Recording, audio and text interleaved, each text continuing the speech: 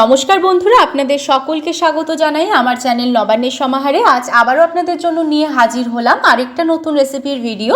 আজকে আমি বানাতে চলেছি সুজি দিয়ে সুজির ভাপা পিঠে। এই শীতের মরশুম থাকতে থাকতে অবশ্যই একবার সুজি দিয়ে এই ভাপা পিঠেটা তৈরি করে দেখবেন। বানানো যতটা সহজ হয়, খেতে ততটাই সুস্বাদু হয়।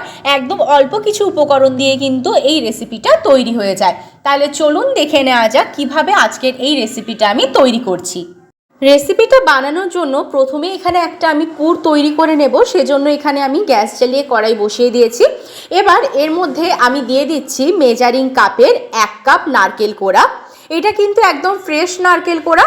এবার এর মধ্যে আমি দিয়ে দিচ্ছি আখের গুড়। আপনারা চাইলে কিন্তু চিনি দিয়েও এই পুরটা তৈরি করতে পারেন, কিংবা গুড় আর চিনি দুটো সমপরিমাণ দিয়ে তৈরি করতে পারেন। এখানে শুধুমাত্র আমি গুড় দিয়ে কিন্তু পুরটা তৈরি করছি। এবার ভালো করে আমি এই গুড়টাকে মেল্ট হতে দেব। গুড়টা যত তাড়াতাড়ি মেল্ট হবে আস্তে আস্তে কিন্তু পুরটা তৈরি হয়ে যাবে। একটু সময় নিয়ে একদম মিডিয়াম ফ্লেমে গুড়টা তৈরি করে নেবেন। দেখুন পুরটা কত সুন্দরভাবে তৈরি হয়ে গেছে আর গুড়টাও মেল্ট হতে শুরু করে দিয়েছে। এইভাবে আস্তে আস্তে নাড়াচাড়া করে নিলেই পুরটা কিন্তু তৈরি হয়ে যাবে।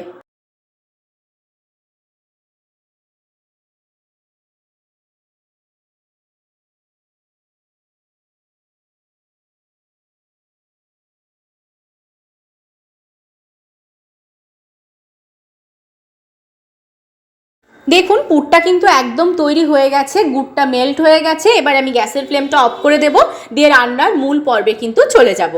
দেখুন রেসিপিটা বানানোর জন্য এখানে আমি হাফ বাটি সুজিকে 15 মিনিট আগে দুধের মধ্যে ভিজিয়ে রেখেছিলাম।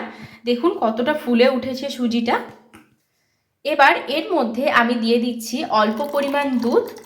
দুধটা দিয়ে দেওয়ার পর এবার আমি এটাকে কিন্তু একটা মিক্সিং জারের মধ্যে দিয়ে দেব, দিয়ে ভালো করে কিন্তু একটা পেস্ট বানিয়ে নিয়ে চলে আসবো।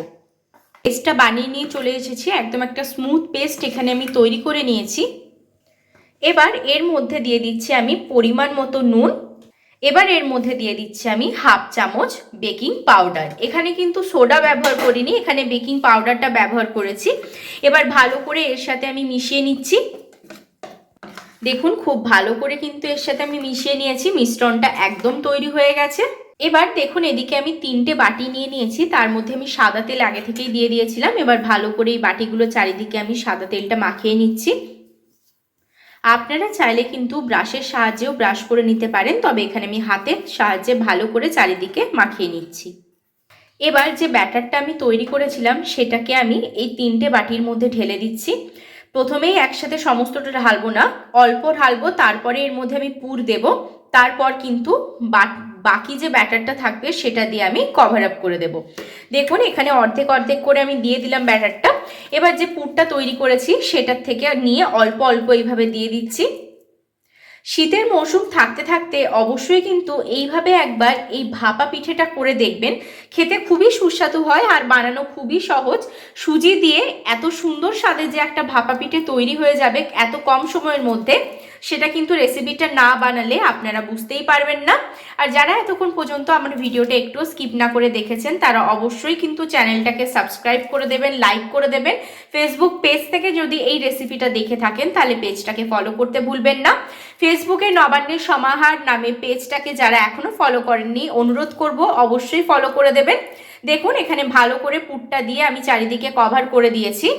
এবার বাকি যে ব্যাটারটা রয়েছে সেটাকে দিয়ে ওপর থেকে এইভাবে কিন্তু আমি কভার আপ করে দিচ্ছি। ভালো করে আমি এখানে কভার আপ করে দিয়েছি। আর বাটিগুলো কিন্তু পুরোপুরি ভর্তি করবেন না, একটু ফাঁকা রাখবেন। এবার অপর দিকে আমি গ্যাস জ্বালিয়ে কড়াই বসিয়ে দিয়েছি, তার মধ্যে জল দিয়ে দিয়েছিলাম অল্প। জলটা খুব ভালোভাবে গরম হয়ে গেছে আর এর মধ্যে দিয়ে দিয়েছিলাম একটা স্ট্যান্ড। এবার যে বাটিগুলোর মধ্যে আমি বসিয়েছিলাম সেগুলোকে কিন্তু এক এক করে এই গরমটার মধ্যে দিয়ে দিচ্ছি। স্ট্যান্ডের মধ্যে একটু সাবধানে দেবেন। দেখুন এইভাবে কিন্তু আমি দিয়ে দিচ্ছি। দিয়ে এবার এটাকে আমি 15 মিনিটের জন্য একদম লো টু মিডিয়াম ফ্লেমে ভালোভাবে হতে দিচ্ছি। দেখুন ফিরে এলাম এখানে আমি 15 মিনিট পর। এবার আমি ঢাকাটা সরিয়ে দিচ্ছি। দেখুন কতটা সুন্দরভাবে ফুলে উঠেছে। এবার একটা টুথপিকের সাহায্যে আমি দেখে নেব কিছু লেগেছে কিনা। দেখুন ঢুকিয়ে দেখে নিলাম, কিচ্ছু লেগে নেই। এবার আমি গ্যাসের ফ্লেমটা অফ করে দিচ্ছি, দিয়ে এটাকে কিন্তু কিছুক্ষণের জন্য ঠান্ডা করে নিচ্ছি। দেখুন ঠান্ডা করে নিয়ে চলে এসেছি, নামিয়ে নিয়েছি একটা পাত্রের মধ্যে। এবার আমি কিন্তু এই বাটিগুলোর থেকে এই পিঠেগুলোকে আলাদা করে নেব। দেখুন খুব সুন্দরভাবে কিন্তু সহজেই একটু ট্যাপ ট্যাপ করে দিলেই নিজে থেকেই বেরিয়ে যাচ্ছে। কত সুন্দরভাবে দেখুন হয়েছে পিঠেটা।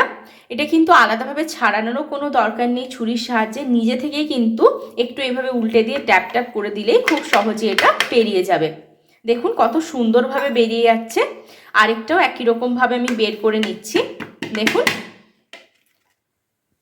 খুব সুন্দর হয়েছে পিঠেগুলো। আমি একটু আপনাদেরকে উল্টে দেখাচ্ছি আর একটু ভেঙেও আমি আপনাদেরকে দেখাবো যে কতটা সুন্দর হয়েছে। এই রেসিপিটা যদি আপনাদের ভালো লেগে থাকে তাহলে অবশ্যই আমাকে লাইক, শেয়ার, কমেন্ট আর সাবস্ক্রাইব করতে ভুলবেন না। সাবস্ক্রাইব করার পর পাশে থাকা বেল বাটনের অল অবশ্যই প্রেস করে দেবেন, যাতে আমার চ্যানেলে যে কোনো নতুন রেসিপি আসলে তার নোটিফিকেশান আপনারা সবার আগে পেয়ে যান।